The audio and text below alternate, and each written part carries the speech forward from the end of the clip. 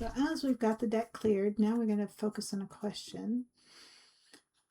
Oh, let's do lottery, aka windfall, the ability to receive far beyond your normal way of or level of resources. Ability to receive far above your normal level of resources as a windfall, as luck. All those things are part of it. I don't know if we need the other part of the deck, but we're going to shuffle the other. Windfall, luck, that. Far above, the ability to receive far above your normal levels through luck, through windfall. Not complete luck, at least in this case if we're talking lottery, because you do still have to take action. You still have to buy a ticket, unless you're so lucky that you just find one or someone gives it to you, which is a potential, I suppose. So, doing windfall. All right. Ability to receive far above your normal level of resources using luck and a little bit of action, deliberate choice, setting the intention. One more shuffle here, and then I think we can add out the cards. All right. Feels like we need to cut, which is unusual. I'm going to cut.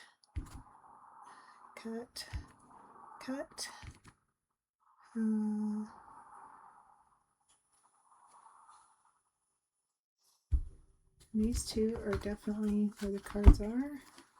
Don't think we need that, so I'm just going to set it aside here. And we'll put these up. And I always use psychometry, use my hands to find the cards.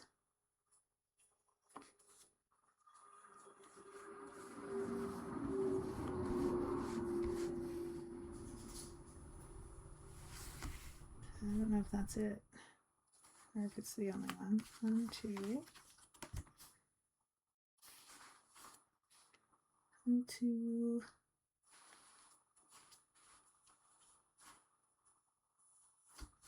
3. And I'm not using very loud voice. I'm talking kind of quiet, so it'll be interesting to see if this level of voice matches, or if I need to use my teacher's voice, which will definitely just blow somebody out right there. All right. Well, there might be, gosh, it's a few cards here on this question. Let's see.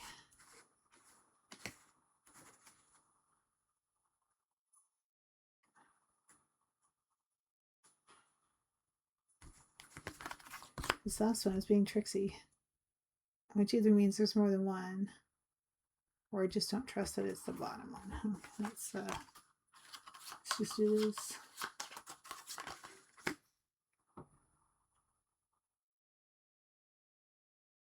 It's that one. All right. Ooh, that card pick was that's a lot of cards. 1, 2, 3, 4, 5, 6.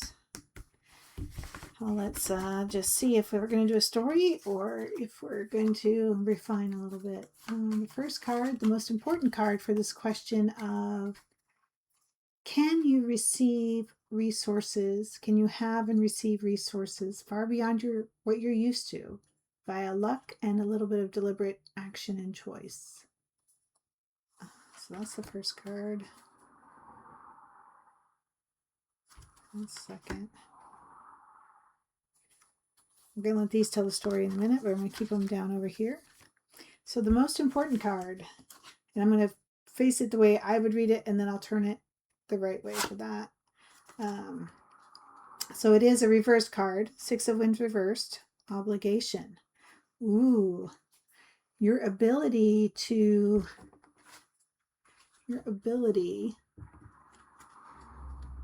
receive far beyond what you're used to in resources may have to do with agreements, energetic agreements, unconscious agreements, subconscious agreements with matching your tribe, matching your people, matching your friends, the level of resources they're used to having, matching your family, what you're used to doing with resources, how you're used to living life, all that. There might be some obligation involved, like, oh, I can't have more than my friends do, or we won't be doing the same things, and then we won't be hanging out. And then if we're not hanging out, are we even friends?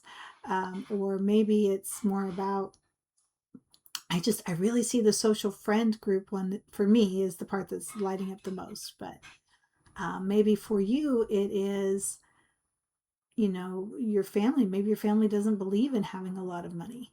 Maybe they believe having a lot of money causes problems. So therefore, having resources far beyond what you're used to would be problematic.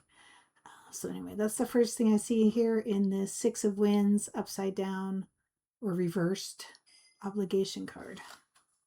And it was the most important card. That's what I asked out of all of these. So that's the most important one to understand.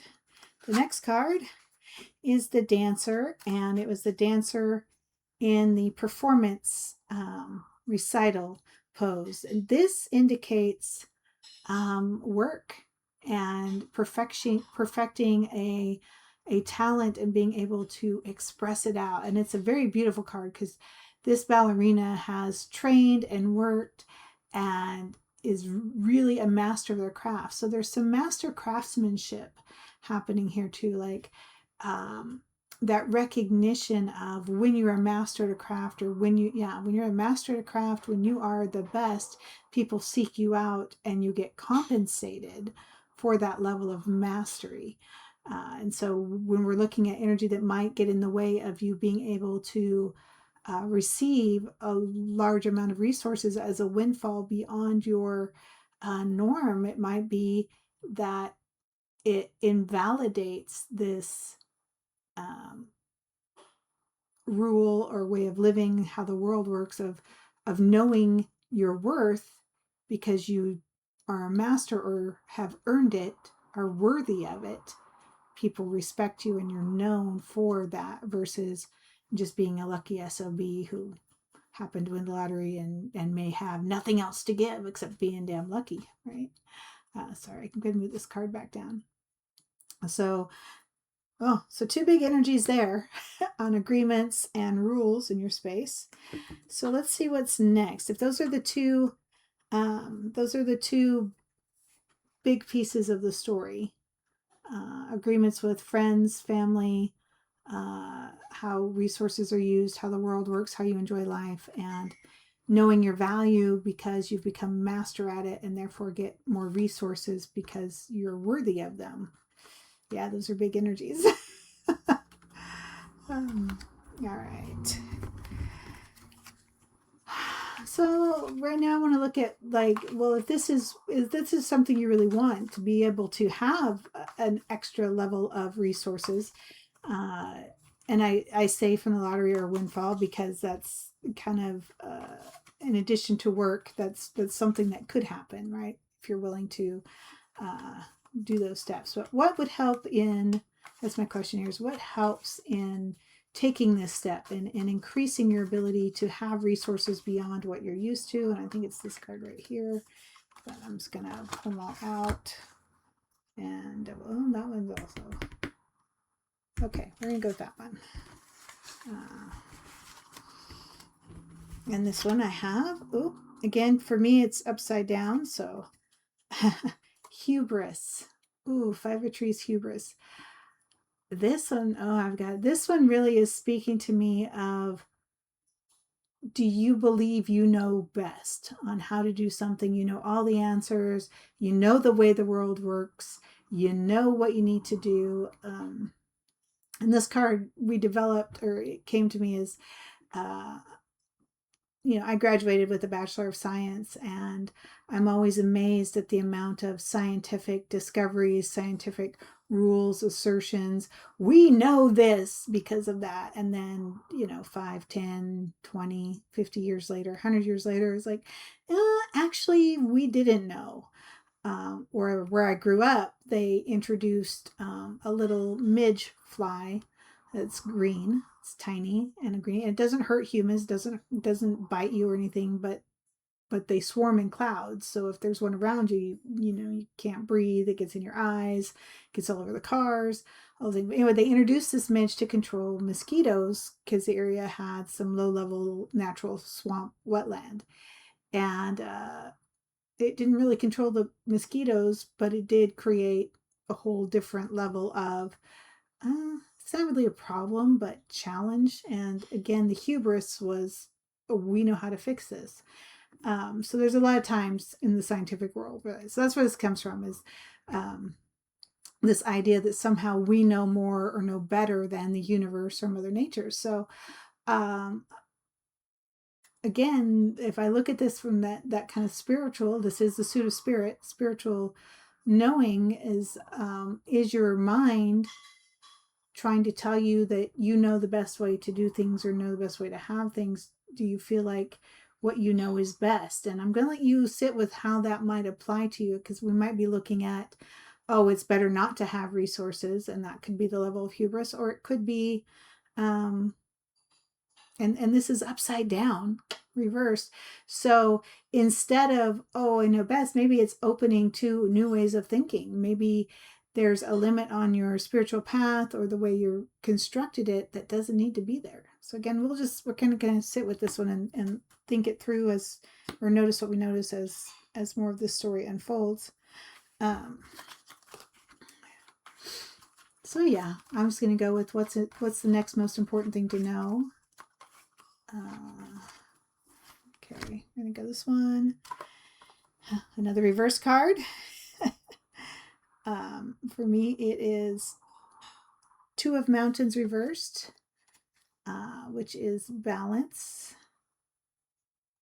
Balance reversed.